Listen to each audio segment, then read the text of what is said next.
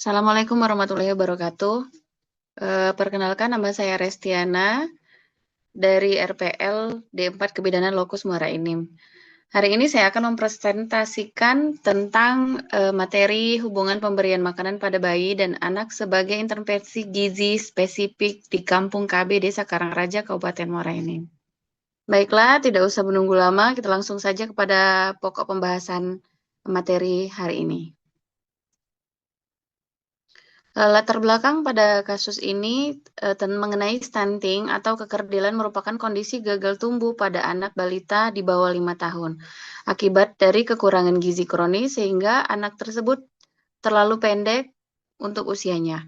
Kekurangan gizi ini dapat terjadi sejak dalam kandungan dan pada masa awal kehidupan, namun kondisi gagal tumbuh ini baru akan terlihat setelah bayi berusia 2 tahun.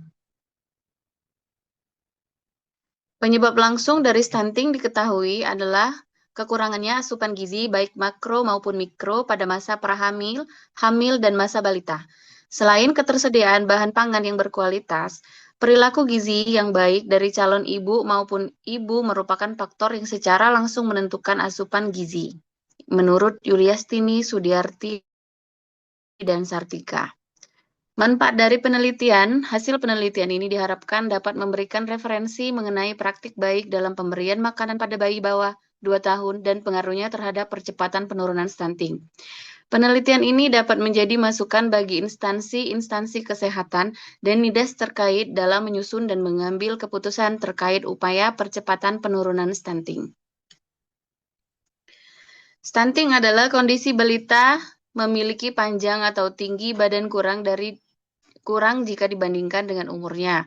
Stunting diukur dengan nilai gizi Z atau panjang atau tinggi badan menurut umur, yaitu dengan nilai lebih dari 2 standar deviasi di bawah rata-rata standar pertumbuhan anak yang ditetapkan oleh World Health Organization atau WHO.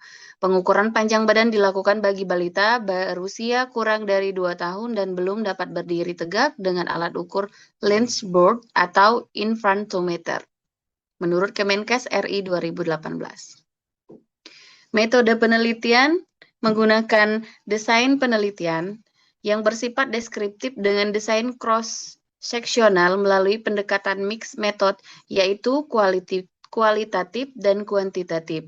Pendekatan kualitatif digunakan untuk menganalisa program pemberian makan pada bayi dan anak atau PMBA dalam rangka percepatan penurunan stunting di Desa Karangraja, Kabupaten Muara Enim.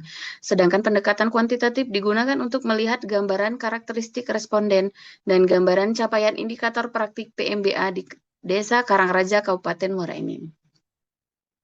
Kuantitatif, untuk menjamin kualitas data penelitian terdapat beberapa kegiatan yang dilakukan, seperti 1. Peneliti akan merekrut enumerator sebanyak 3 orang untuk melakukan interview.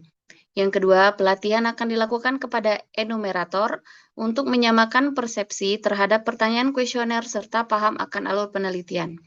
Ketiga, selama proses pengambilan data, peneliti akan bertindak sebagai supervisor di lapangan dan memastikan proses pengambilan data berjalan lancar serta memeriksa kelengkapan dari kuesioner. Kualitatif, pada penelitian ini terdapat beberapa kegiatan yang dilakukan untuk menjamin kualitas dan penelitian, seperti pengambilan data kualitatif. Kedua, peneliti yang akan dilakukan pengambilan data untuk mencegah hasil yang dominan dari pandangan peneliti. Pre-testing, wawancara mendalam dilakukan di wilayah yang bukan lokasi penelitian. Ini dilakukan untuk menyamakan persepsi terkait pertanyaan yang diberikan kepada informan dan memahami alur penelitian. Terima kasih. Demikianlah presentasi yang saya sampaikan. Kiranya dapat memberikan masukan dan kritik serta saran kepada presentasi saya hari ini. Demikianlah. Wassalamualaikum warahmatullahi wabarakatuh.